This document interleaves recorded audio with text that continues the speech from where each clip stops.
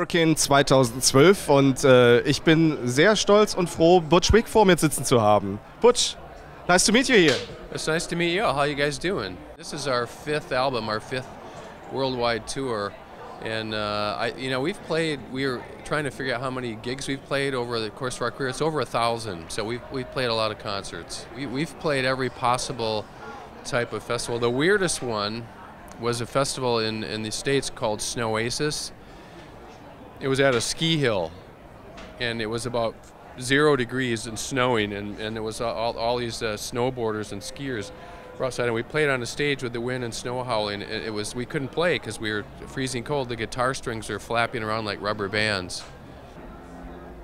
Well, you kind of gotta get ramped up before the show, because we realized when Garbage plays a festival that there's probably a large percentage of the crowd who doesn't know who we are. And so we have to win them over. No, seriously, I mean, if we play our own show, if we're playing a theater, an arena or a hall, whatever, we're playing to 2 or 3 or 4 or 5,000 people.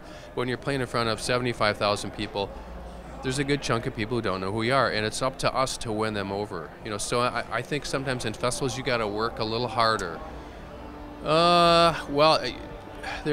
We played a festival I think on the last tour somewhere.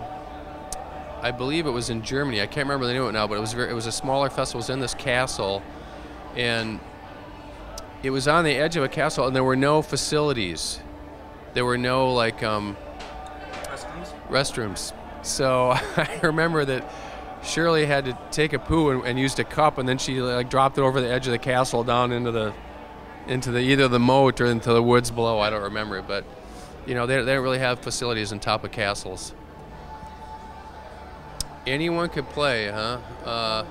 Dead or alive. Dead or alive. Oh, okay. Well, okay. Then it would have to end with the Who. That would be my closer on Sunday night, because when I was growing up, they were one of my favorite bands, and I still like seeing that footage of one of the greatest festivals ever was the original Woodstock. And when the Who played that show, it was absolutely electrifying. It was one of the most incredible shows that a rock band ever did in a festival setting.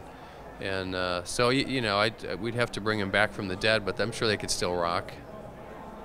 Well, we start playing music backstage, and I go through a whole warm-up routine to loosen up my muscles, and then we're very fond of this particular vodka. It's Polish bison grass vodka, and we usually have a little bit of that mixed with a tiny bit of apple juice. It's called a Charlotka. And we have 1 or maybe 2 of those just to give us a little extra fortitude, and then we're ready to rock. Well, I'm a huge fan of the XX, and when we were playing in London last month, we played one show there. We rehearsed the day before, and in the rehearsal space, the XX were next to us, and I was really excited to meet them because I love their last record, and I know they have a new album coming out, and they were super sweet, really, really, really nice people. I'm also a huge fan of The Cure, and that is going back to, when I first started falling in love with the music, especially music that I identified with when I was in college. The Cure was one of my favorite bands. We, from time to time, try to take little Cure influences and sneak them into Garbage songs. I'm psyched to see that they're out doing festivals this summer, because they've got so many great songs. You always forget that, and when they play a show, song after song after song, you go, oh, that was a hit. Oh, I love that song. Oh, that's another hit. Oh, I love that song. And that's the sign of a band that's had an amazing career, when they can pull that off.